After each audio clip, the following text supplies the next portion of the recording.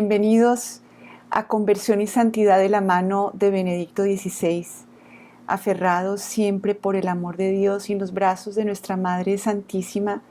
Dispongámonos a recibir este alimento sólido de la espiritualidad de nuestro Papa emérito.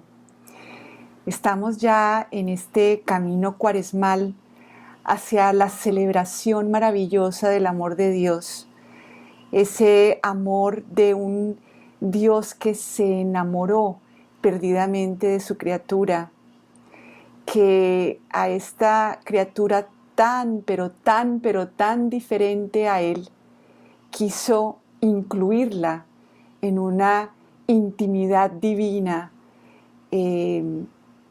llegando a superar cualquier imaginación. Eso es lo que vamos a celebrar.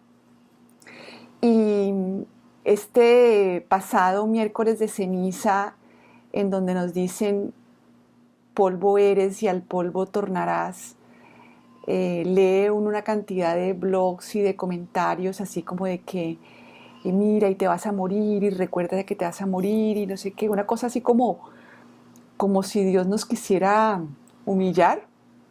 Pero fíjense, pensaba yo, qué alegría que todo esto que hemos construido nosotros por nuestras propias fuerzas, todo este pecado de un falso yo se va a volver cenizas y va a quedar justamente todo lo que Dios hace en nosotros. Es como todo lo que Dios hace es motivo de esperanza y de gratitud.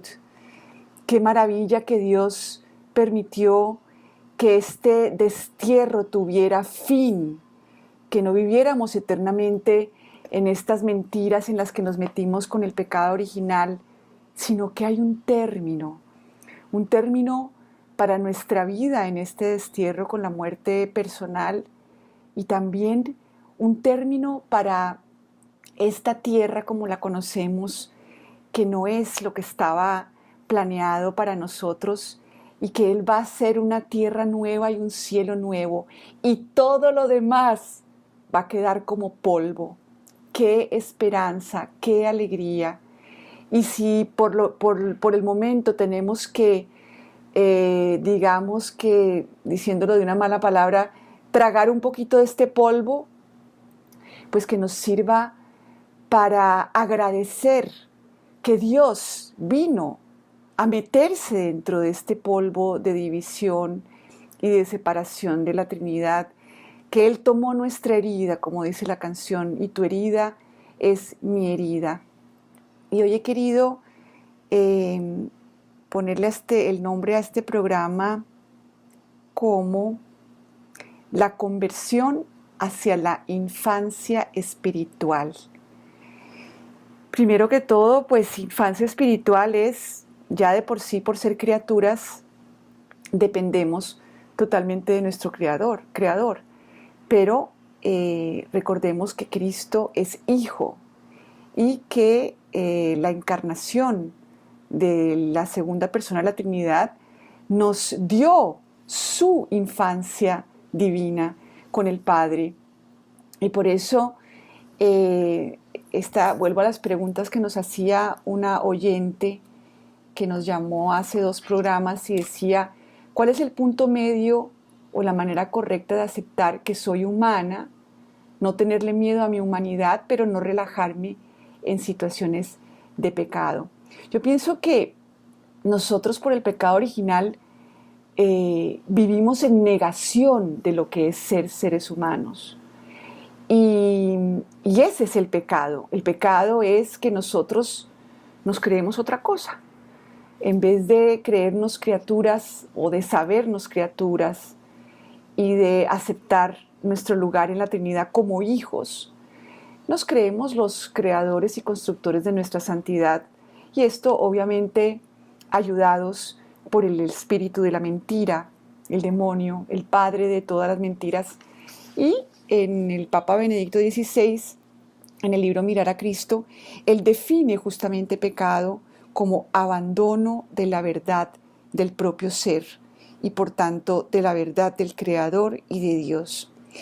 Abandono de la verdad del propio ser, pero también del hecho de que nuestro Dios no es simplemente ese creador del universo que puso a andar todo como un reloj y dejó como si fuera esta inteligencia superior que puso todo a andar y nos dejó que todo siguiera como en un reloj en la historia, sino que la verdad de nosotros y de Dios es que Él se ocupa de cada uno de nosotros. A Él le importo. Él está enamorado de mí. Él quiso darme su divinidad. Y esta parte, fíjense que a veces cuando dicen, ay, recuerda que eres criatura, volvemos a lo mismo. Sí, soy una criatura, soy un ser humano. Comparado con Dios soy como un polvito, chiquitico. Pero soy objeto del amor del creador del universo.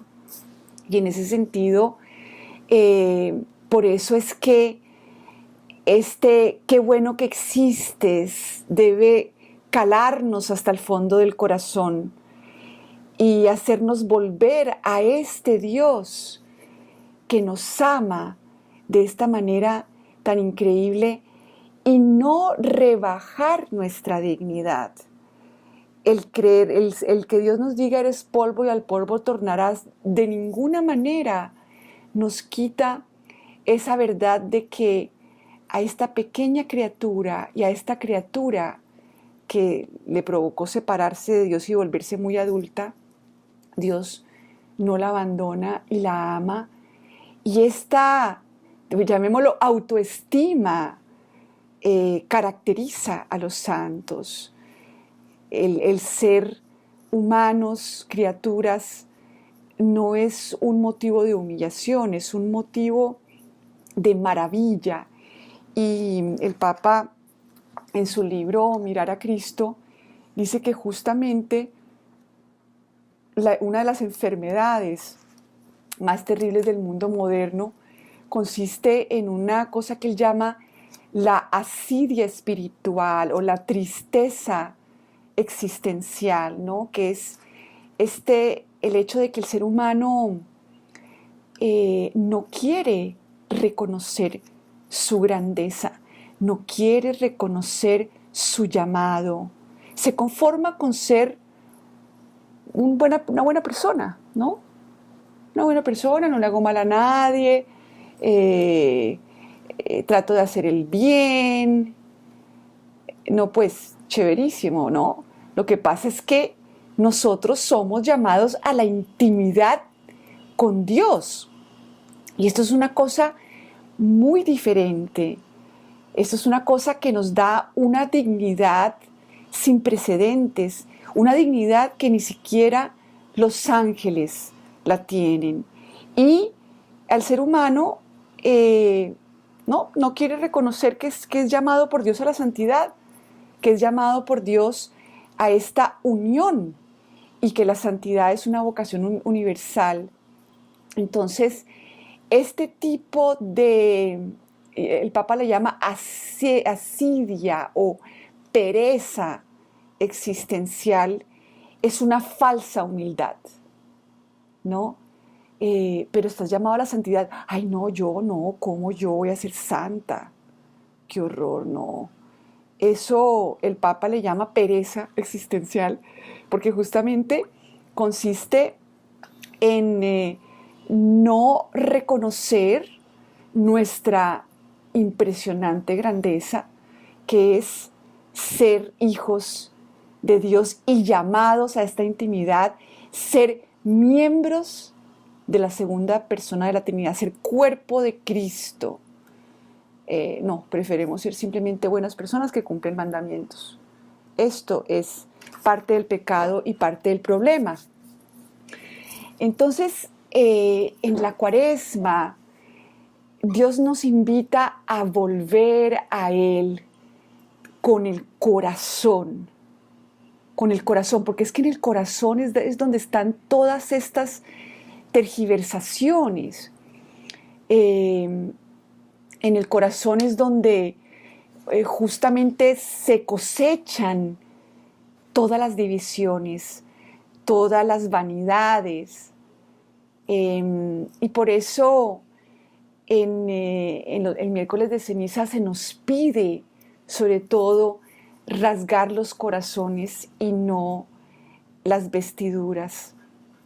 Y fíjense que lo primero es rasgar esa mentira de que nosotros somos estos adultos que tenemos enfrente unas leyes para cumplir y podemos cumplirlas si realmente nos lo proponemos. Y esto es justamente lo que enferma el corazón humano. Jesús mismo, si hablamos de imitación de Cristo, Jesús sabía que nunca estaba solo. Aquel a quien llamaba Padre siguió volcándose en él hasta el último grito sobre la cruz, dice el Papa en este libro maravilloso que es justamente un retiro que dio el Papa Benedicto XVI a Juan Pablo II en el año 82, el Camino Pascual. La página 82 justamente habla de eso, de la infancia, de convertirnos a la infancia espiritual. Porque la infancia es lo particular de Cristo. Cristo no se siente menos por ser el Hijo, se siente feliz por ser engendrado por el Padre, y el ser hijo y el ser dependiente del Padre no lo humilla. ¿Por qué nos humilla eso a nosotros? Porque es que nosotros somos tan grandes a nuestros ojos. Vivimos en tal negación de nuestro ser criaturas que entonces sentir que dependemos y que no podemos controlar todo nos ofende en nuestra vanidad. Dice el Papa, el hombre quiere ser Dios y obviamente que vamos a hacerlo porque es justamente lo que Dios quería. Pero como todo lo que nos ofrece el demonio, él nos ofrece lo mismo que Dios nos quiere dar, pero por otro camino. Entonces, el hombre quiere ser Dios y es lo que Dios nos quiere dar. No tiene nada de orgullo decir que puedo ser santa porque es que Dios me dio su propia divinidad. Pero el demonio nos invita a ser como Dios, emancipándonos de Dios y de nuestra creaturalidad, le dice el Padre, o sea, nuestro ser criaturas, poniéndonos por encima de todo y centrándonos en nosotros mismos, como en ese eterno diálogo con la serpiente en el paraíso terrenal, cuando en una palabra se hace completamente adulto y emancipado y echa por la borda la infancia como manera de ser. No rasgar las vestiduras, rasgar el corazón, volver a la verdad de que somos hijos en el Hijo y además de todo criaturas. Cuando queremos emanciparnos, obviamente acabamos en la nada, porque nos ponemos en contra de nuestra propia verdad. Y lo dijo nuestra Madre Santísima en el Magnificat. Él hace proezas con su brazo, dispersa a los soberbios de corazón, derriba del trono a los poderosos y enaltece a los humildes. A los hambrientos los colma de bienes y a los ricos los despide vacíos. Esta es su dinámica. Y por eso San Pablo lo entiende perfectamente. San Pablo dice que justamente Dios le permite, digámoslo así, tocar su humanidad y su debilidad para que no se engría. Nosotros estamos enfermos de vanidad, en negación de nuestro ser seres humanos. Y por eso Dios nos tiene que mandar esas curaciones, a veces cortas y a veces prolongadas. Eh, San Pablo lo dice en 2 Corintios 12, 7, que para no engreírse por la grandeza de las revelaciones recibidas, Dios permitió que llevara en sí mismo una espina, un sufrimiento, que suplicó al resucitado que lo librara. Pero le dice Jesús: te basta mi gracia, la fuerza se realiza en la debilidad. Y por eso el apóstol dirá: así que muy a gusto me glorío de mis debilidades, para que resida en mí la fuerza de Cristo. Y ahí le contesto a nuestra oyente: no es que yo me gloríe en mis debilidades para pecar y decir, no, Dios me va a perdonar, el que reza y peca empata. ¿Para qué lo hago? Para que resida en mí la fuerza de Cristo. Por eso vivo contento en medio de las debilidades, de los insultos, de las privaciones, de las persecuciones y las dificultades sufridas por Cristo. Porque cuando soy débil, entonces soy fuerte. Entonces fíjense que San Pablo se da cuenta de que en él también existe, como en todo ser humano caído, a excepción de la Virgen, esa tendencia a jactarnos de nuestras acciones. ¿Y en dónde lo vemos? ¿Cuántas veces no juzgamos a los demás? No nos sentimos superiores. Miremos esta semana pasada. ¿Cuántas veces no nos sentimos superiores a alguien? ¿Cuántas veces no criticamos a alguien? ¿Cuántas veces no alimentamos algún resentimiento contra alguien como si nos lo hubiera hecho a nosotros, pobres víctimas? Y nos llamamos cristianos, cuando Cristo lo que vino fue a justificarnos de nuestras culpas. El que acusa es el maligno, así es su nombre, el acusador.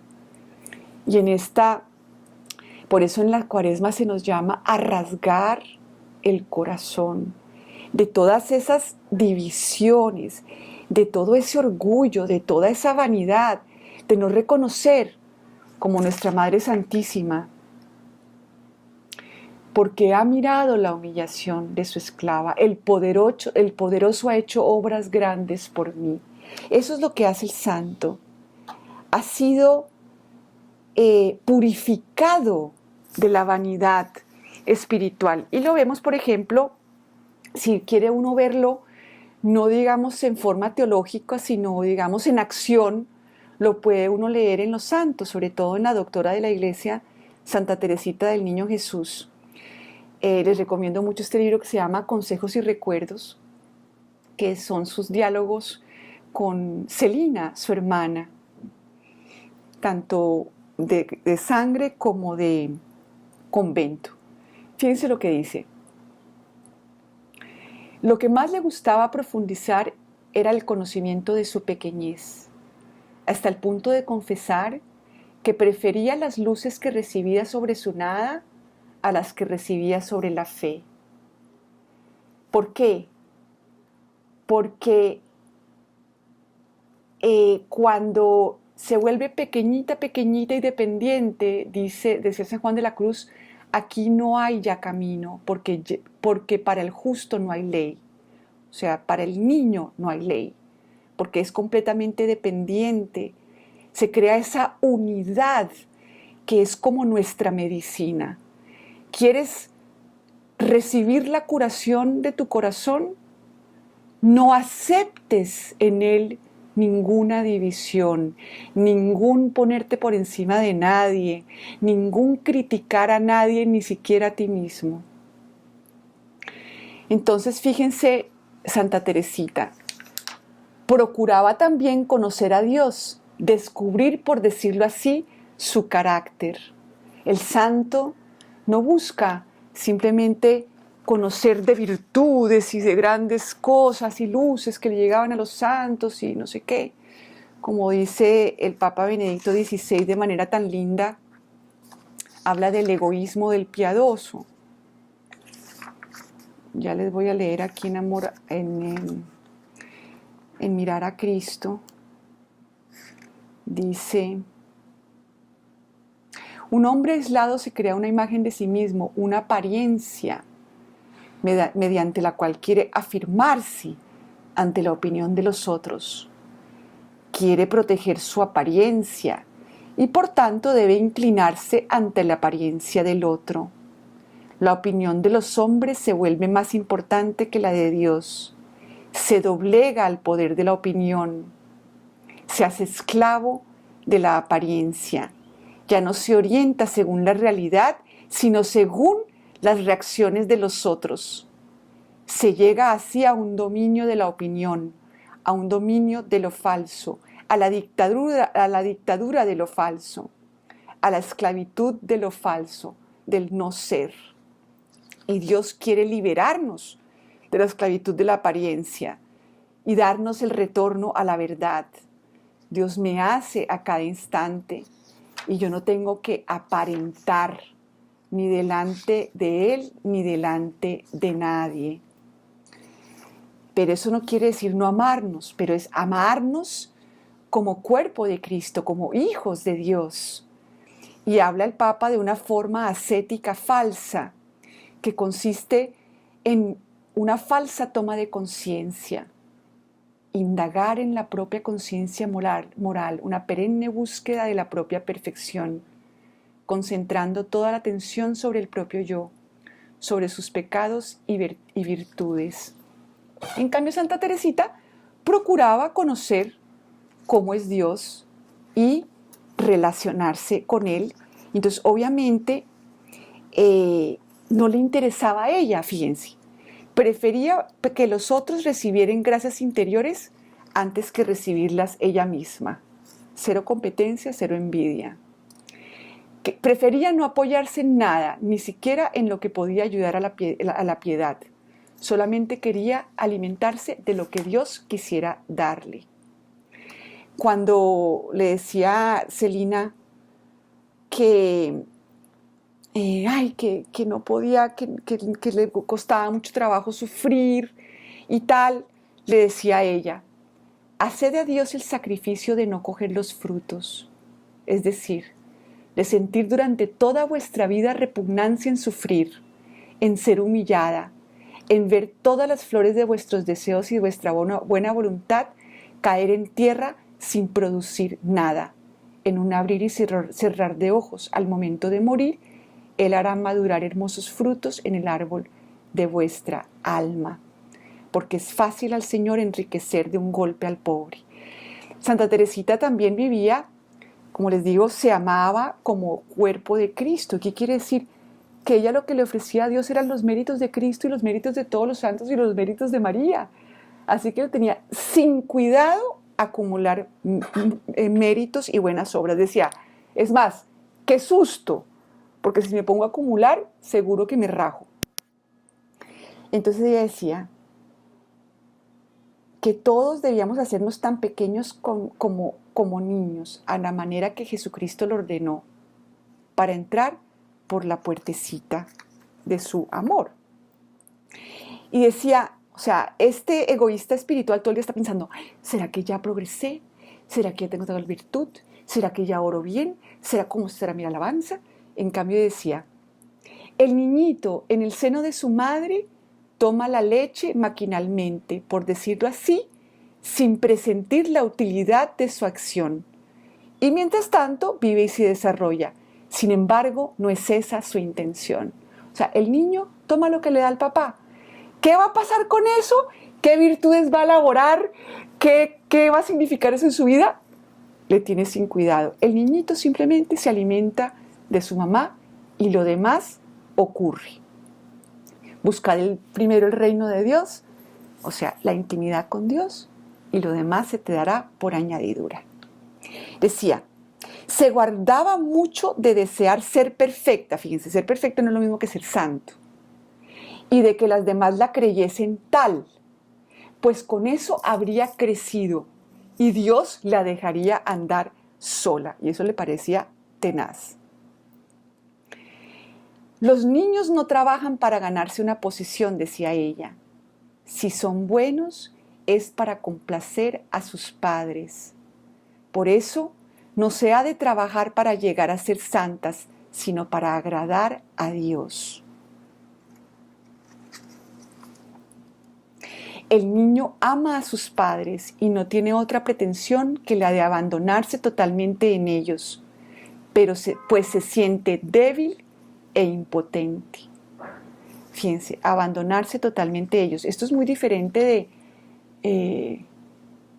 de quien coge y peca y como si eso fuera aceptar la humanidad. No, la humanidad es esto.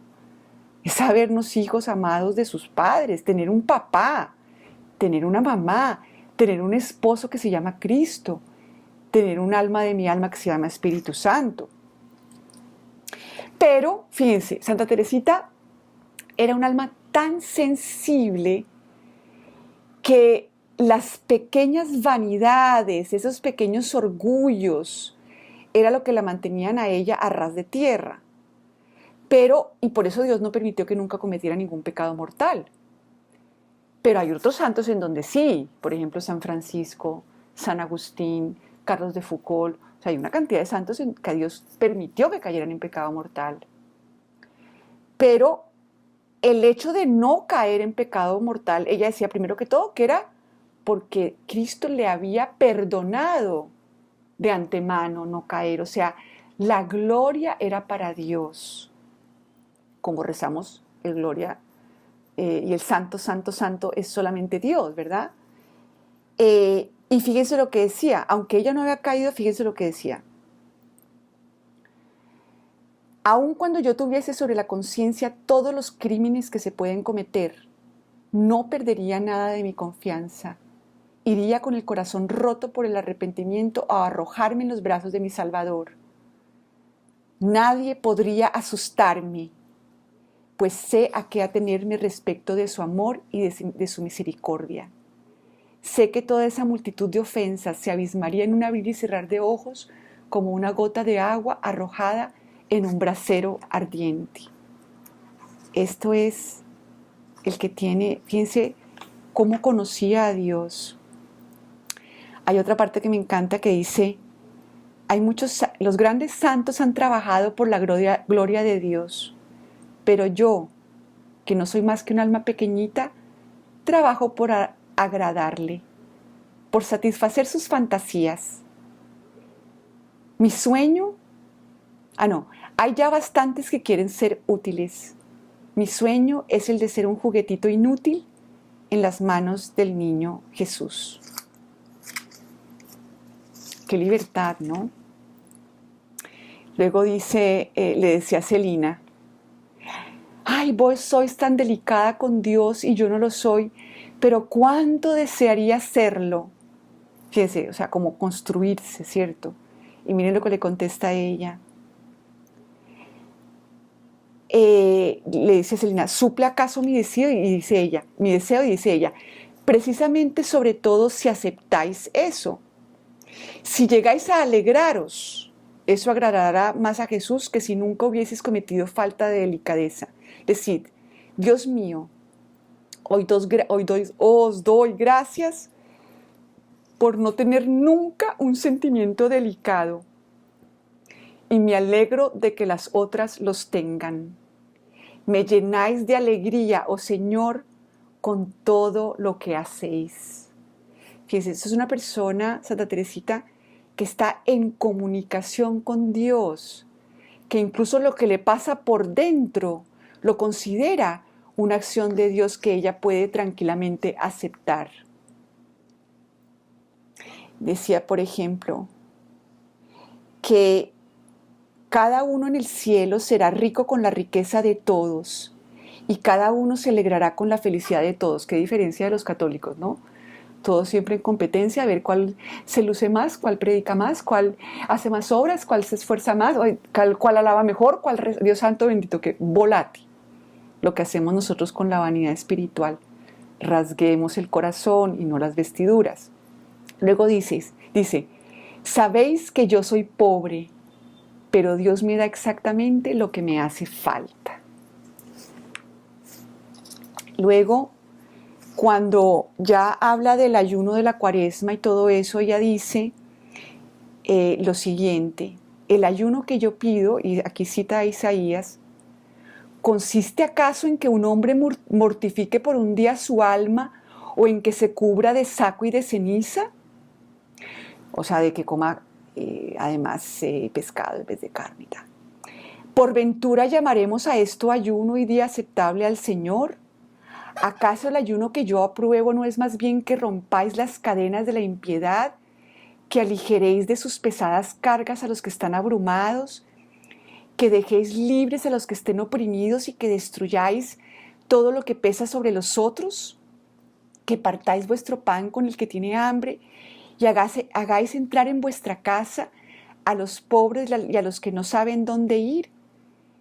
¿Que cuando veáis a un hombre desnudo le vistáis y no despreciéis a vuestro prójimo? Pero entonces decía que para Santa Teresita estos pobres eran las almas débiles, los enfermos espirituales. Entonces decía: tomad sus cargas, dejadlos libres.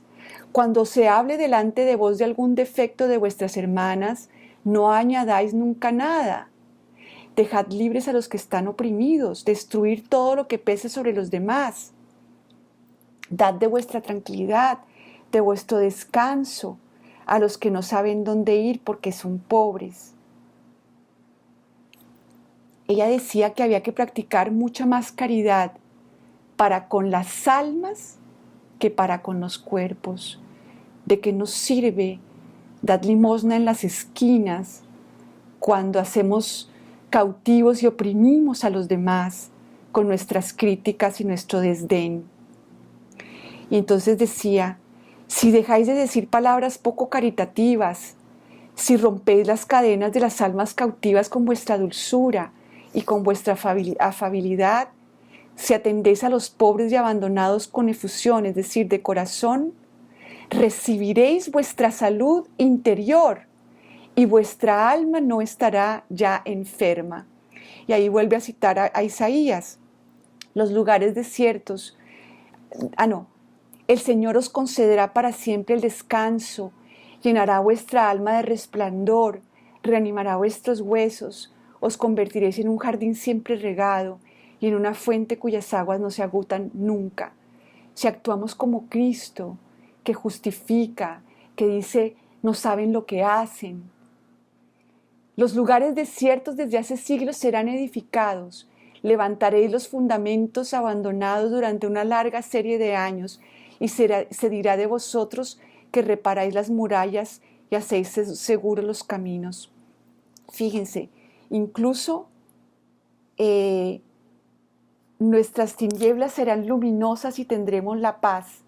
Y además edificaremos la iglesia. Se repararán las murallas, haremos seguros los caminos. Por estos actos de caridad, unirnos a los sentimientos de Cristo, sobre todo permitiéndole vencer todas esas divisiones y enemistades que están en el fondo de nuestro corazón, así es como se levantarán los edificios espirituales del mundo. En cambio, ¿de qué nos sirve hacer ayuno de carne, de pan y agua? Dar limosna material y seguir manteniendo todo ese desdén en esa superioridad católica tan aberrante que aleja a tantos de nuestra religión. Y entonces dices, voy a terminar con esta frase de Santa Teresita: con nuestra caridad practicada en la sombra, convertimos de lejos a las almas, ayudamos a los misioneros, y se dirá en el último día que hemos edificado moradas materiales a Jesús y que hemos preparado sus caminos. Esto es la teología de esta niña que murió, creo que de 24 años, que es doctora de la Iglesia y que es patrona de las misiones sin haber nunca salido de un convento.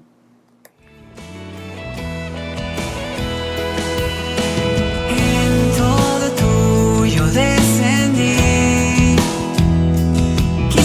llenarme de tu pasión. Ya no hay lugar donde no esté yo. Siente mi abrazo, olvida el dolor. Mi amor es un sí, qué bueno que existes. No hay nadie como tú, no hay nadie. Mi amor es un sí, qué bueno que existes. No hay nadie como tú, no hay nadie como tú. Te dije 2 veces sí, te hice y fui por ti.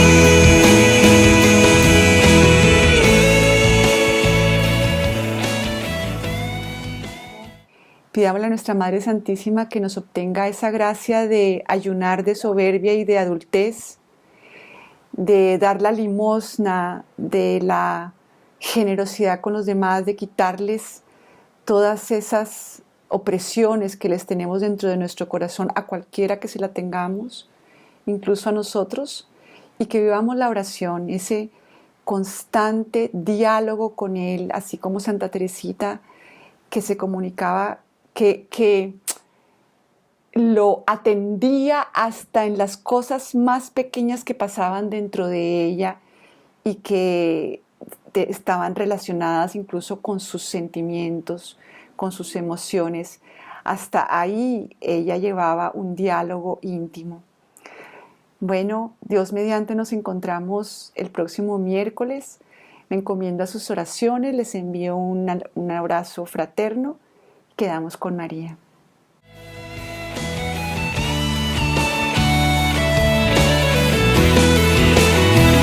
Mi amor es un sí, qué bueno que existes. Mi amor es un sí.